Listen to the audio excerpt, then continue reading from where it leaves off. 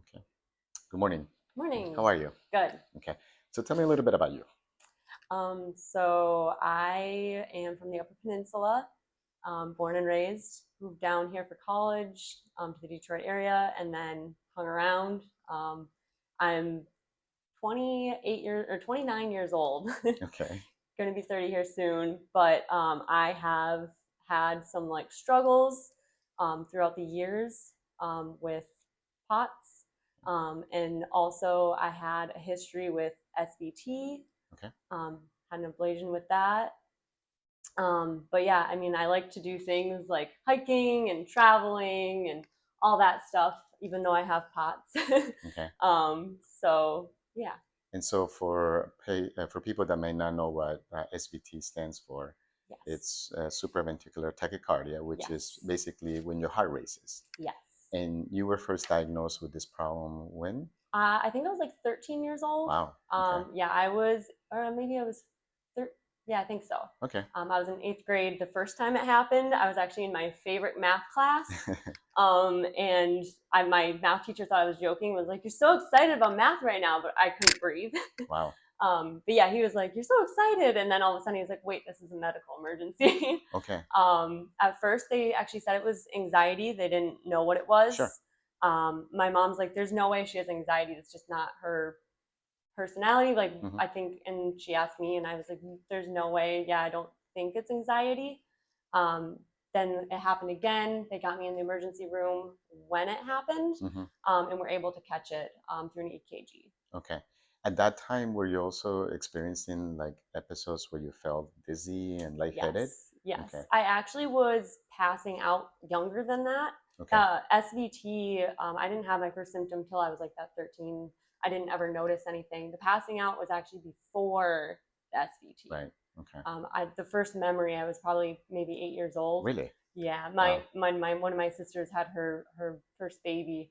I was at the hospital, and everybody just passed it off as, "Oh, it's the excitement of the Sure. baby," but I think it's that I stood up too fast. Okay. But yeah, that was the first memory of me passing out.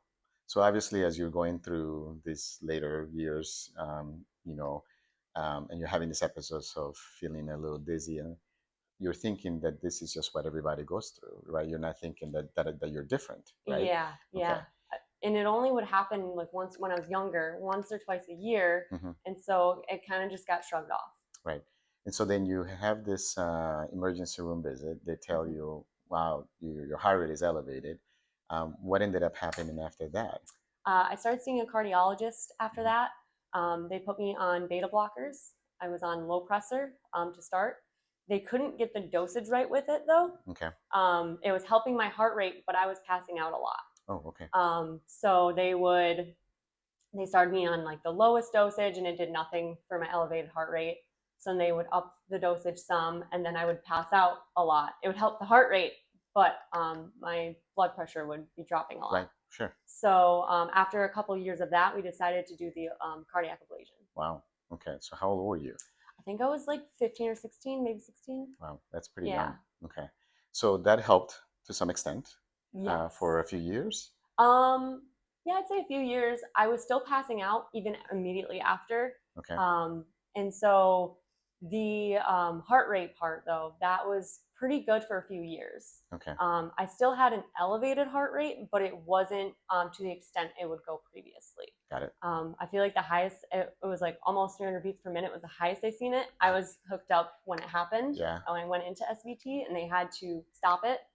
But on like a normal day, it would be like 120, 150, sometimes go up to 180 after the ablation. Wow. But the passing out continued.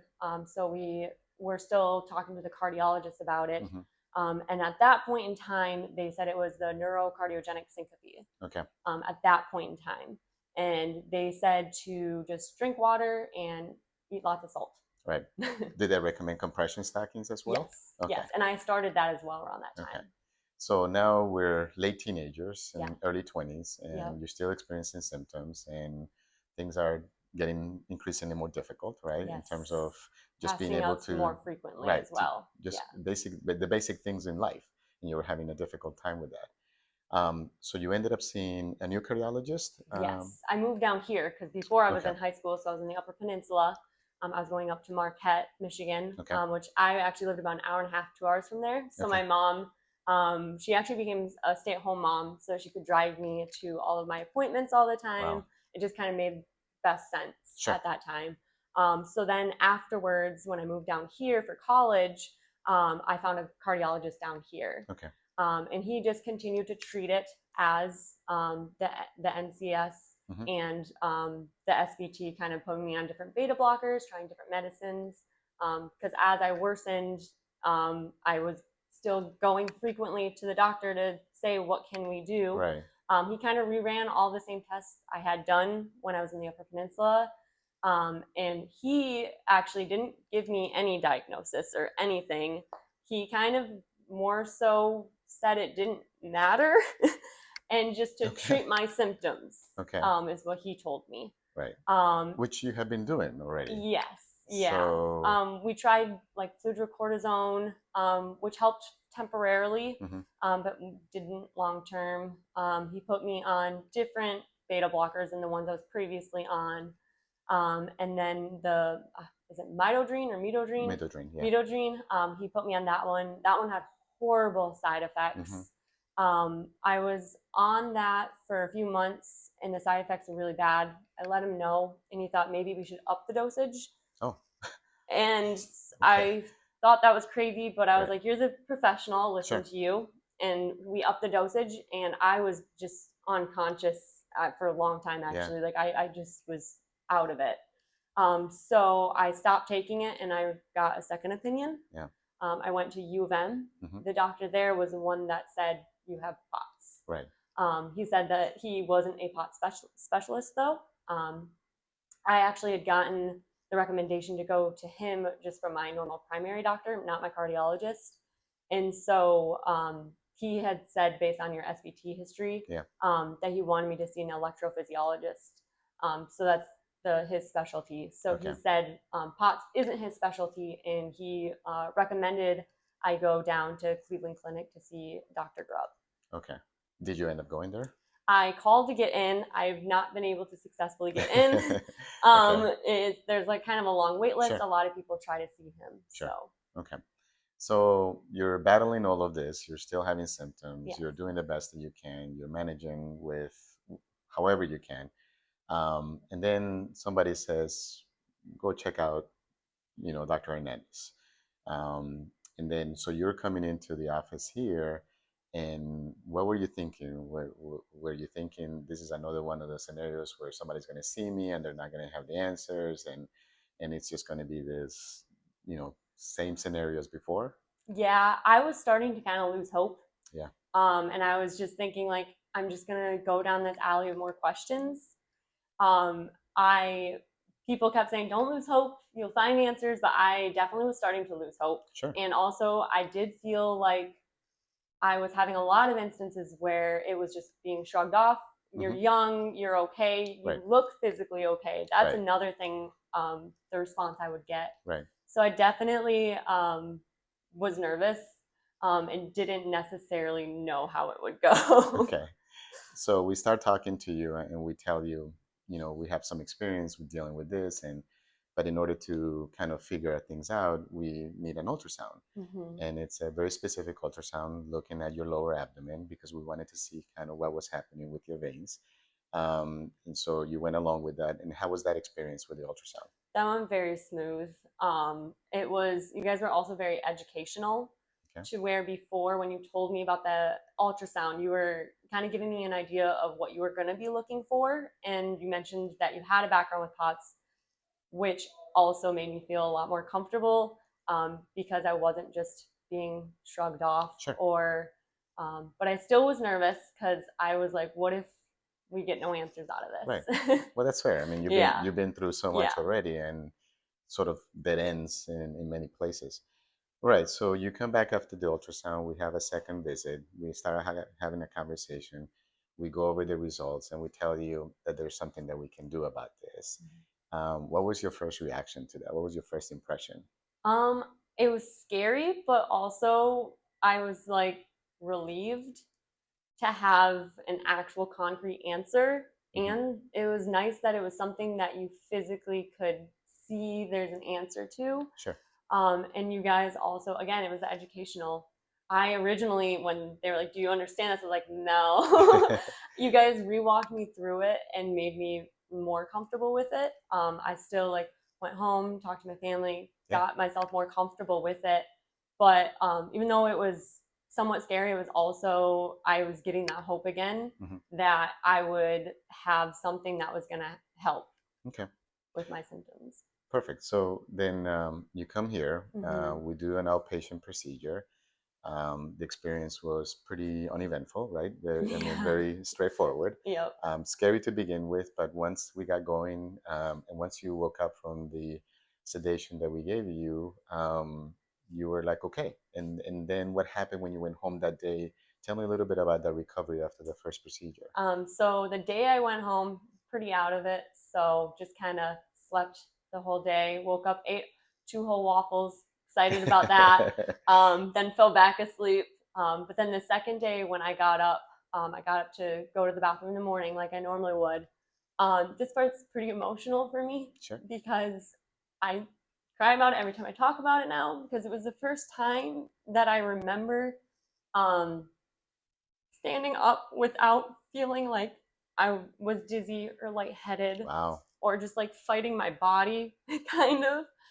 Um, I usually don't cry. I'm not an emotional person, Hmm. but that um, that experience was like the first time, and it was only like you guys had only done one One side, side, right? Yeah. and it was like crazy. And I still feel great. I still feel really good, but It's okay. sorry. It's okay. No, take your It time. had been a long time since I remember being able to stand up without like my vision. I kind of see in gray, or I get like a ringing in my ears, and my body, my heart rate elevates, and Right. all of this, and it was crazy. And my husband was in the other room. Everybody was already awake because my Right. family was staying with me. And he comes in after he hears I got up, and I'm crying. Sure. And he was like, what's wrong? Why are you crying? And I was like, nothing's wrong. I'm just happy. Like, these are tears of joy. And he's like, why are you, what? And Right. I was like, I can stand up without feeling like I'm fighting gravity, or, Wow. and it's still like really emotional. Like, it's only been Right. like 6 weeks. So it's still emotional. It's still something that I'm probably going to cry about for a while when I talk about it. I'm not really a big crier, so it's more so my voice breaking. That's okay. But that's that was like my initial like day after. That is incredible. I mean, the day Yeah, after. yeah, I was still sore and Sure. not feeling well, mostly in like the leg where it was done. But the fact that I could stand up without that, like, it just, I didn't even care about any of the just natural pain that comes with the Right. procedure. I didn't. I was actually I didn't even have to take Motrin or anything just because I was so happy about Okay. about that I could stand up and do that. And since then too, just doing things like brushing my hair, getting dressed for the day, all of those tasks that were a challenge. I knew they were a challenge. I didn't know the extent of it because I didn't realize or have like a baseline of what it felt like to not have those Right. symptoms. And it Right. had been so So long. long, right? I feel like the last time maybe I was a kid, maybe a teenager, was the last time I could function as well as I am now. Wow. Yeah. So now we're moving forward. We're about 6 weeks after these procedures, Hmm. and you continue to have just great results. I mean, Yeah. and life is somewhat normal to some Yes. extent, Yeah. right? Yeah. I still get somewhat elevated heart rate. Like you said, that might go away with time. But outside of that, I track my blood pressure every day. Hmm. Before, I had just normal low blood pressure every single day. It'd be like between 80 over 50 and 90 over 60. In Wow. that like area was Yeah. where it just naturally was. If I was nervous or something or up and running around, it would go up some, but not significantly. But then now, if I'm just sitting watching TV, I take my blood pressure. it's normal. It's normal. It's not at all as low as it was. And before I would actually track my blood pressure a lot throughout the day, Sure. just to make sure that it wasn't too low to where I'd have to cancel my plans or figure out and adjust for it. Now I don't find myself. I'm like, oh, I should probably check it just to make sure I'm still on this good track. Right. But I'm starting to forget to do it because I just feel good and don't feel like I need to take it because it is raised and I can do things that are just everyday normal things. So it's been great, and things have normalized too with like sleeping. I every day had to take a nap at lunchtime. Right. I could get through without it, but it just meant I'd have more symptoms. Right. So I would make sure I had a nap every day. I've actually not taken any naps. Oh wow!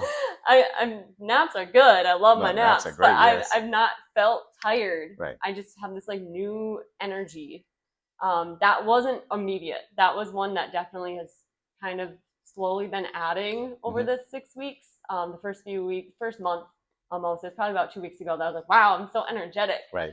So I just like kind of sleep normal people out, like normal sleep through your night. And before it was like I would wake up feeling exhausted. Right. And now I'm waking up like hours before my alarm actually, because I was so used to setting aside like 10 to 11 hours to sleep each night. Wow. That because I knew I'd just wake up exhausted. Sure. Now I just kind of like wake up hours before that because my body doesn't need the extra sleep anymore. So that's been really awesome.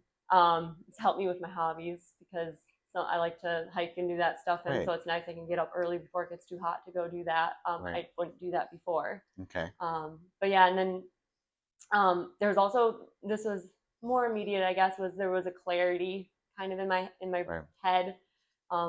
People describe it as like brain fog. Yeah. But yeah, I haven't really experienced too much brain fog. Still a little bit, but not anything like it used to be. That's for sure. Nothing like it used to be. Right. So you're happy. I'm very happy. Okay. So it was worth the. It was life-changing for me. Sure, absolutely. And I'm so happy to hear that, because one of the things that was important to us is obviously to try to make a difference. And I mean, you are very typical of a lot of the patients that we see, where it's almost that same repeated sentence of like, I'm almost losing hope now, or I've lost all hope, and they've been through different specialties, and people just don't have the answers. So I'm very happy that this has worked out for you, and this is just the beginning of a journey that's going to continue the rest of your life, and we're excited to be part of that journey with you. And thank you. Welcome. My pleasure. All right, sweetie. Okay, perfect. Okay, that was great.